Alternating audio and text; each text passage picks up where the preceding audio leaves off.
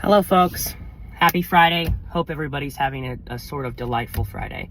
I'm going uptown, my rural conservative town, and got my Kamala Harris shirt on here. So that's a good thing. But I just wanted to say something. This is one of my biggest queries that I've had in the last hour. And I was actually very infuriated about this about an hour ago. It was really frustrating to me and flustering. And it's super aggravating. So in the midst of this whole Epstein ordeal, where Donald Trump, despite months of his administration promising to release the Epstein files and declassify them, which I knew he wasn't way back in November because he's literally on the Epstein files. His name is mentioned in the flight log 7 times, and there's literally 14 different separate phone numbers that are tied and linked to Donald Trump and his staff and Mar-a-Lago and all this that are linked to Donald Trump that were found in Jeffrey Epstein's little black book. So this is what gets me upset. So upset, in fact. It makes me, start to get, all flustered and red and, kind of hazy and just so angry. So it's the fact that AOC, Alexandria Ocasio-Cortez, the representative from New York, I love her. She's phenomenal. And she's pro-working class, populist, progressive, anti-establishment, right down my alley, right down where I support. I love Kamala Harris too, but I'm about to dunk on Kamala Harris a little bit. So AOC, long story short, is the only potential 2028 Democratic nominee who is even mentioning this whole Epstein ordeal. This is a big deal to the vast majority of American people. The overwhelming majority, Charlie Kirk, the Republican far-right, deranged, by the way, commentator, was at a town hall and asked, which one of you, by a show of hands, fuck you. And keep in mind, this is a very untethered from reality creep, by the way, Charlie Kirk is. He asked his audience, and they're all MAGA people, how important, or by a show of hands, show me how, if the Epstein list and it being released is an important issue to you. What's it going to be, Charlie Kirk? Can we pan to the audience? I'm curious. How many of you, raise your hand, think this is a big deal, the Epstein thing? Would you raise your hand? So, I mean, every hand has gone up. That really caught you off guard, didn't it, Charlie? He was probably thinking, and for a good reason, that they would not raise their hand and they would try to reassess their opinions because they're in a cult. So they can twist their logic to bend to Donald Trump's will to back him and defend him again, yet again. But while they're Trump fanatics and they'll most likely still go back to supporting Donald Trump again, at least they can engage and acknowledge that this is wrong. And that's something that I can respect. But what I can't respect is them just holding their nose and going back to supporting the same old despicable creep. All of them raised their hand. Literally everybody raised their hand. He was baffled. He didn't know what to say because he was going to try and make some point to justify Donald Trump not releasing it because he's in a cult and he's maniacal. He's a pathological lunatic. But everybody in the crowd, which was a turn of events, by the way, he wasn't very happy about that, surprisingly raised their hand and said, yes, this is a big issue, and I'm very, very concerned about this issue. And I find it particularly that a lot of Trump supporters, and I agree with them on this, want the Epstein files to be released. Now, for some reason, they still supported him and voted for him, even though he's been closest friends with Jeffrey Epstein and Diddy and all these other people who are very horrible people, and Donald Trump is just like them, by the way. Sexually assault, molest young children, young girls. But anyways, AOC is the only potential 2028 Democratic candidate who has called this out. Kamala Harris, where are you at? Why are you staying silent on this? Why aren't you mentioning this? You're a good person. You really are. You are a candid person. But you're not saying anything about this. This is a big matter. This is very, very consequential. This is something that people care about. Kamala Harris hasn't said anything. Gavin Newsom hasn't said shit. Tim Walz hasn't said anything. Pete Buttigieg hasn't said anything. Andy Beshear, the governor from Kentucky who said he's considering a run for 2028 the other day, didn't say anything about this Epstein list. Nobody, except for AOC. None of the potential people who are Cory Booker, nothing. Absolutely nothing. The governor of Pennsylvania, Josh Shapiro, Gretchen Whitmer, J.B. Pritzker, okay? All of these candidates, they're not saying anything about this. This is a huge issue. We have a predator and a pedophile in the White House right now. We really do. That is the truth. That is the case. And he is trying to do everything he can to inhibit the releasing of these files because he knows that this will leak and expose him for being very, very close with Jeffrey Epstein. 4 months ago, Pam Bondi, she's an administrator of the Trump administration. She's in charge of declassifying files. She said that 4 months ago in February, she said that the Epstein files, along with the MLK and JFK files, are in the process of being reviewed. Now she's saying that, oh, they don't exist. They just don't exist. The Epstein files, they don't exist. How much of an obtuse, asinine, vacuous individual do you have to be to believe them? Somehow the MLK files and the JFK files are completely fine. They're untouched. But the Epstein files, they're gone? Really? It just so happens that Trump was on the flight log 7 different times, and again, had 14 numbers, and literally 14 numbers associated with Donald Trump. And this was like, what, 15, 20 years ago, that were in Jeffrey Epstein's little black book. AOC is the only one who's called Donald Trump out on this. The only one. This guy has been adjudicated of rape, of sexual assault. The guy told a 13-year-old girl, where are these clips? These clips are being censored all over the internet. Donald Trump told a 13-year-old girl's parents that he would be dating their 13-year-old daughter in 10 years. June, Thursday night. You're going up the escalator? I'm going to be dating her in 10 years. Can you believe it?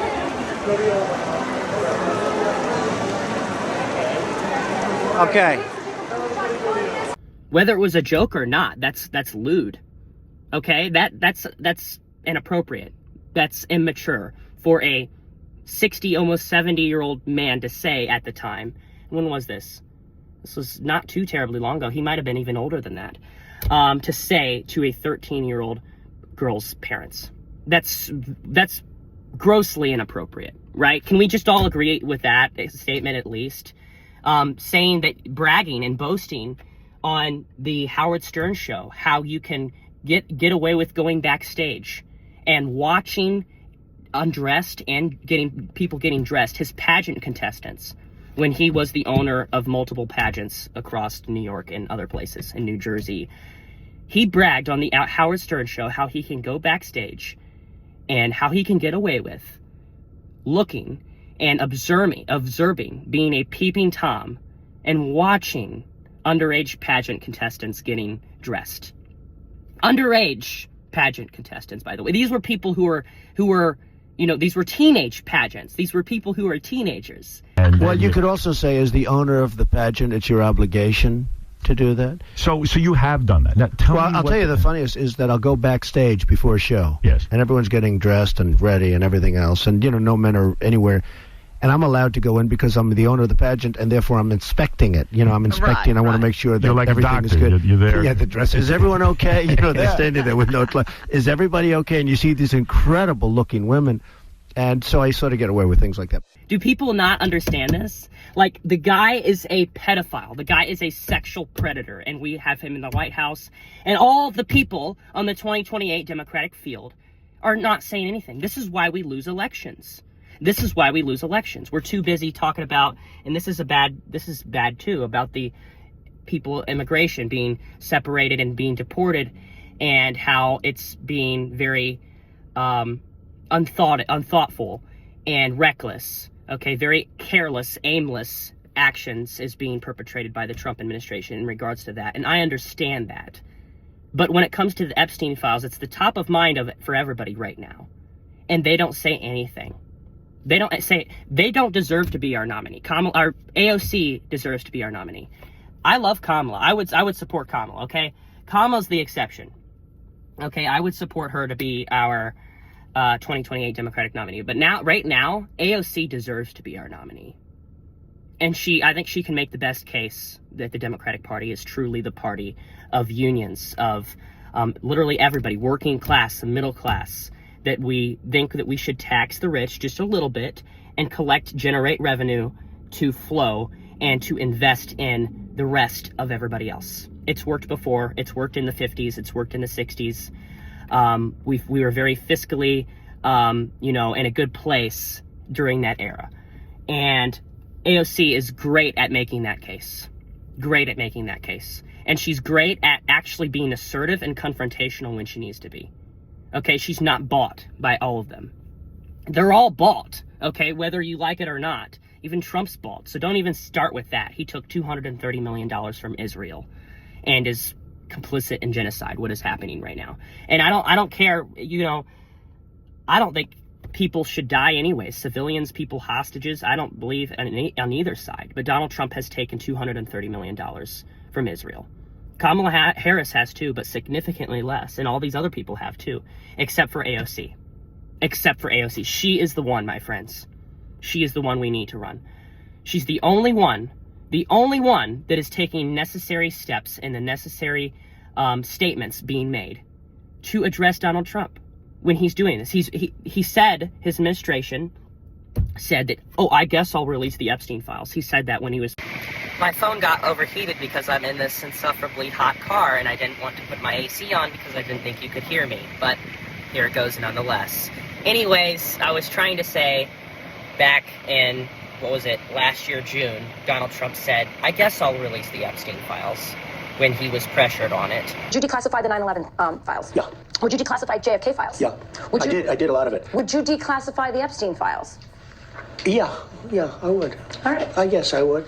I think that less so because, you don't know. You don't want to affect people's lives if it's phony stuff in there because there's a lot of phony stuff with that whole world. But I think I would. I guess? Are you serious? That's so incriminating. And people actually look at that clip and somehow try to justify Donald Trump. Like, how is this even possible? But anyways, the point is that AOC is not bought and paid for. She's a free thinker. She's able to, associate things with one another and formulate her own opinions and communicate those opinions. And people say, they like Donald Trump because he says what's on his mind. He might have used to say what's on his mind. He doesn't say what's on his mind anymore. And if he said what's on his mind, that's literally saying that you are a misogynist and a racist, because all he says on his mind. Are you serious? So what he says on his mind is always going to be draconian and vile and disturbing. Is that what you like? Repellent? Everything that he says on his mind, when AOC, what she says on her mind is the truth, is things that are backed by facts and that other candidates don't even acknowledge. Where are these people? Where's Tim Walz? Okay, where is everybody? I expected so much better from all these people. Okay, and even I don't even know. I think Ruben Gallego made one post about it. One post. The American people want to know what's in the Epstein files because we deserve to know, because we have the entitlement to know what our president is doing, what our president is guilty of, that if our president is a sexual predator and a pedophile, which he is. And Donald Trump is doing everything he can to block this, to hinder the facts from being shown to light, from being put out and publicized to the public. People deserve to know. AOC gets that. She needs to be our nominee in 2028. Please, if you're a Trump supporter, just please acknowledge me on this. Say it's wrong what Donald Trump is doing. He's a part of the deep state, like you've been saying. Even what's his name? The far-right influencer, Nick Fuentes. Even him. Even Alex Jones came out and said that this is disgusting. This is horrible. This is indefensible. This is injustifiable, what Donald Trump is doing. Even Alex Jones said that. I'm talking the crazy, impulsive bigot Alex Jones said this himself. The guy is seriously mentally not there. But he even knows that this is horrible. This is appalling. And is unwarranted, by the way. I don't get it. It makes me so mad. AOC is literally the only one who has called Donald Trump out on this. Who is wanting transparency. Who is wanting the facts to be authentic and visible to the American people. When everybody else is just evading it, acting like it just doesn't even exist. Why is that?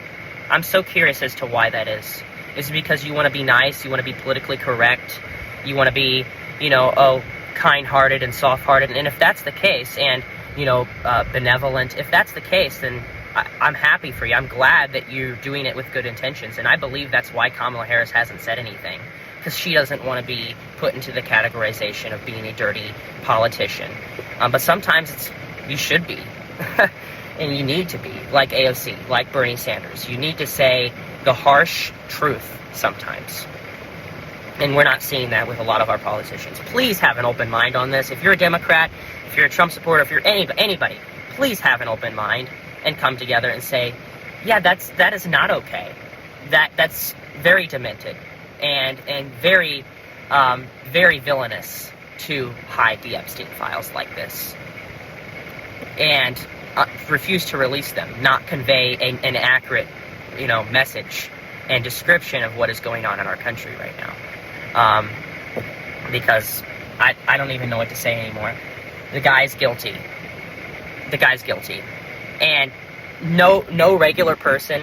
Okay, so this was the other day. This is another point on top of the mountain of evidence that I have against Donald Trump for being a sexual predator. Grab him by the pussy, everything that he said, the tapes. But he also, the other day, literally exploded on a reporter who asked a follow-up about the Epstein files. And he goes on about, the floods in Texas. The floods in Texas, you now you start to care about the floods in Texas? You mean even though you didn't even take military action to send in the National Guard until 3 days later when 90 people already lost their lives and like 20 people were missing, and that you've slashed hundreds of billions of dollars in FEMA and the NOAA, now you care about the floods? Oh my God, give me a break. Oh, it's unspeakable. It's unbelievable, my friends, how people do not see through this shit show, this MAGA shit show that we're seeing, okay? We can be friends, we can agree to disagree on some things, we cannot agree to disagree on whether a pedophile should be the president of the United States right now, because that's the case. We cannot agree to disagree on that. And AOC understands that. So she needs to be our nominee. I'm calling it right now. She needs to be our nominee. People say, she won't win. Let's just try it. What do we have to lose? We have the same probability of losing with any other candidate as we do with her. And actually, I think we have a better chance of winning with her because she resonates with the people. She actually says what is on the people's mind. And I applaud her for that. I love AOC for that. I really do. I love you too, Kamala. I would love for you to be our nominee as well. But AOC is higher in the ranks right now than Kamala is. She's probably second. If it's not AOC, I would support Kamala. I love Kamala. I think she's a good person. I think she's very president-worthy and very suitable and qualified and astute for the job. But I also believe that she needs to be more blunt at some points, like AOC is doing. So that's my point. That's what I wanted to make this video about. See you guys. Bye.